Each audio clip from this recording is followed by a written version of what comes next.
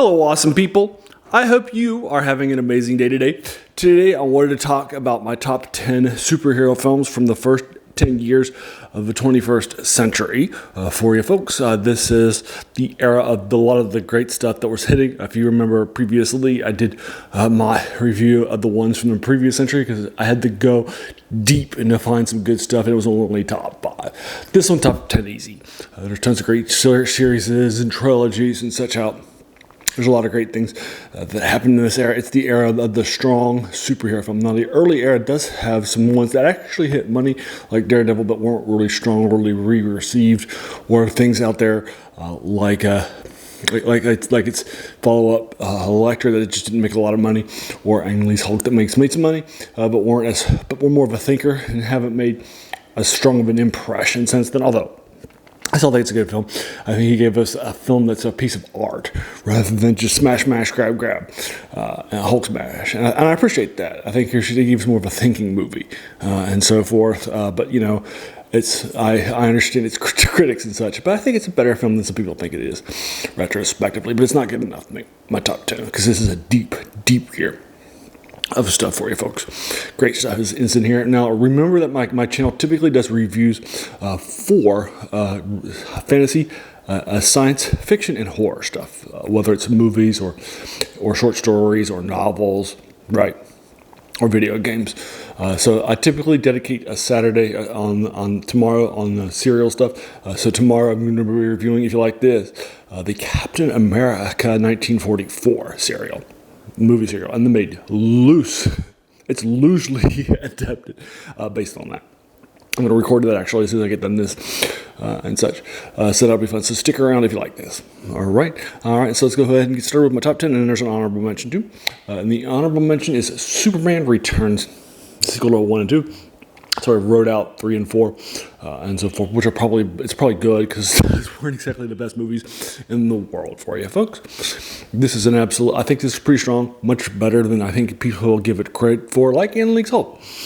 I think this is a stronger film. I think some people weren't ready for the positivity and happiness of this film and the series coming back.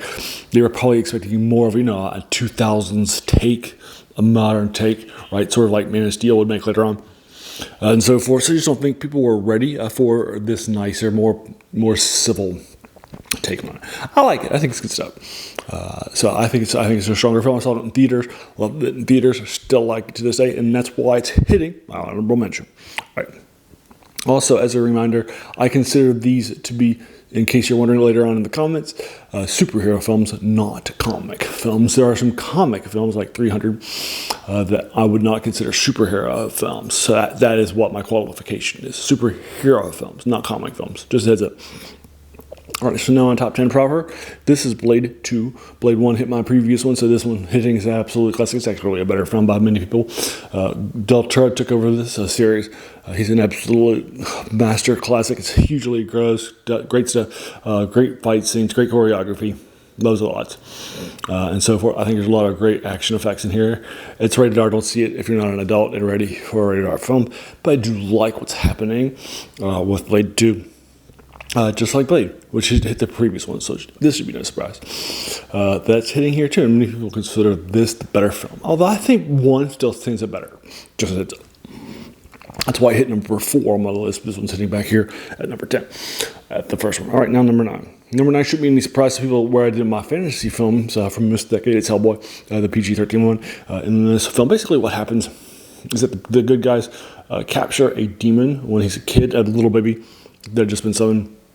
And they raise him right, and now he's fighting for the side of justice and so forth, which I like. I think it's some fun stuff. I think it's one of Ron Perlman's best stuff, and he always gives good stuff. I think it's one of his best short. I think his starring role in Hellboy is great here. Love him lots. I think the sequel is also pretty good too, better than people think it is. And so I think it's an absolute, from the BPRD comics and so forth, I think the world building is great. I think the concepts here are just incredibly strong. And that's number 9. Hellboy. And then number 8 is X-Men. For you folks, X-Men is the idea here. This is the first film from 2000. This is probably the first major team up in the comics from the comics that or superheroes that appeared in a movie. Here, they are not appearing ahead of time, so they all have to get their sort of introduction, whether that's Rogue or Wolverine and that sort of a thing. I think one of the things that works here is that you basically have each of them, I think, has their own struggles, their own concepts, right? Their own backgrounds that make them their own separate characters. They're not just archetypes, right? But they're actually fleshed out characters that are three-dimensional, which I love lots. So I think that the X-Men film, the first one from 2000, is an absolute classic that stands the test of time. Number 7 is Batman Begins for you, folks. It's the first one of the Christopher Nolan series from 2005. It put Batman back on the map after, the two films that really sort of ruined it. It's a serious, darker take, kind of like, the one from '89 that people like so much from the late '80s, or Batman Returns, that both hit my previous one. Great stuff. Love it lots. The idea of telling a different sort of a Gotham, more realistic take on it with his behind the scenes training and how he became Batman and that sort of thing, rather than just flashbacks. I think it works very, very well, and that's why it's hitting number 7. All right, Christopher Nolan, Batman Begins. All right, number 6, the top one before the top 5 proper, is Spider-Man 2, the sequel. I'm sorry, Spider-Man 1, the first one. This one is an absolute strong thing by starring Tobey Maguire. I love Tobey Maguire here.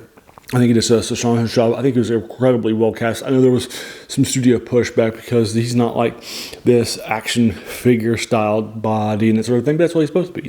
He's supposed to be a high school nerd, right? And he looks like a high school nerd. Love it lots. I think that was great casting. I'm glad he pushed back on that. From the studio, from Spider-Man 1, love the villains. I think they do an absolute classic turn. I think that this is a strong opening up to this millennium of strong superhero films. Super Spider-Man 1, and now my top 5.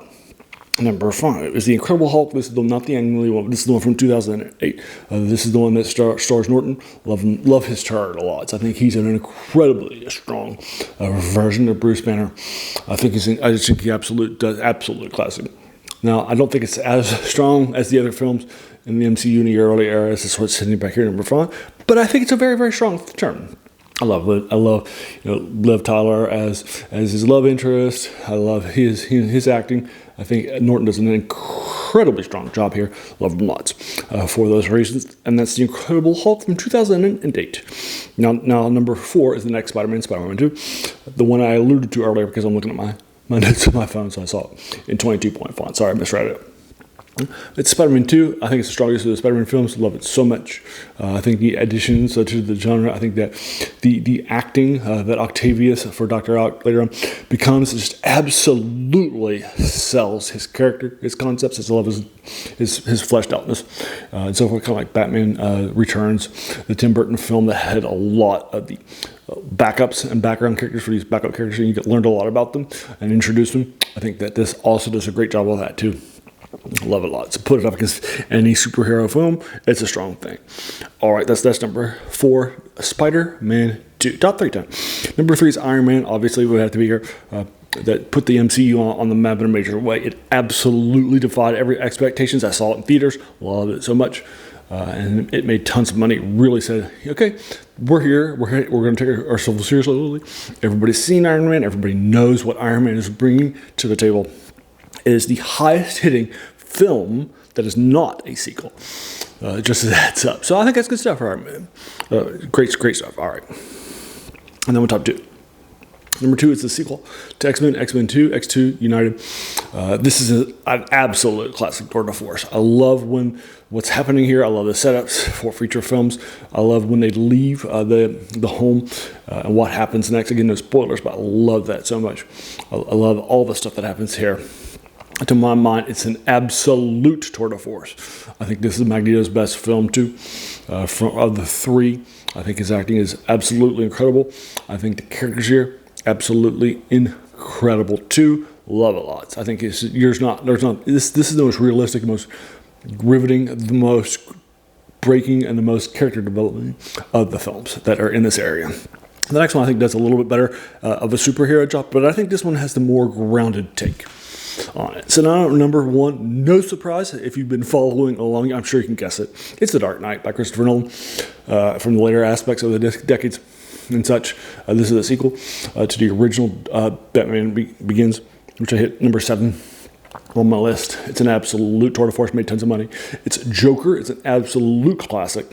Heath Ledger actually won an Oscar for this posthumously. Many people love this. It's an absolute tour de force.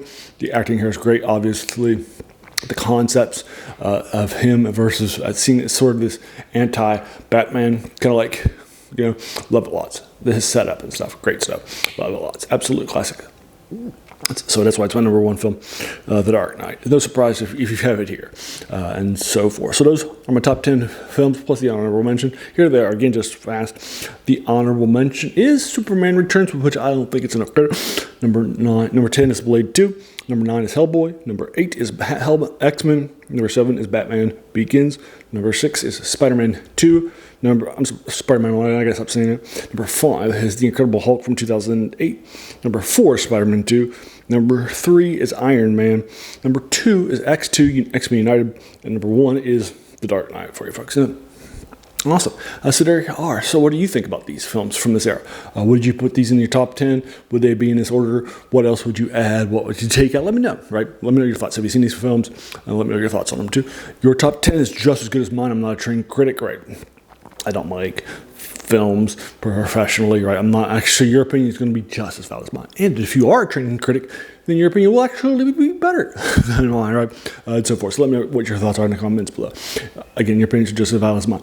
Like I mentioned before, when I talked about my previous stuff, I do a lot of reviews of science fiction and fantasy and horror stuff. So, and more, video games and that sort of thing. So if you liked this video, why not hit the subscribe button, the like button, the bell icon if you're feeling frisky, because tomorrow will be my next superhero film, and then we'll come back to this and finish this out with the last one for next week, so you can follow this up in Friday for you folks, and just share it with your friends so that they'll know the superhero films, movie films, right? Or even these individual characters like the Dark Knight or Batman films fans or Superman films that may not feel that Superman Returns get the justice that it gets, right? And those sorts of things, right? And let her know. As a reminder, this channel is named The Worst Thing About New Books. That's a quote by a French philosopher, Jacques Joubert, who said that the worst thing about them was that they kept us from reading the old ones, right? This is definitely more recent movies, but they're heavily impactful. In this case, you're reading movies, not watching instead of reading them, but you get the idea. And then finally, I want to thank you so much, for taking some time out of your day and investing it and watching my videos, because we all have so many things, right, that are happening in our lives, and we're pulled in so many different directions. So the fact that you spend time with me, it's incredibly humbling. And I appreciate that so very, very much. So thanks again, and have an amazing day.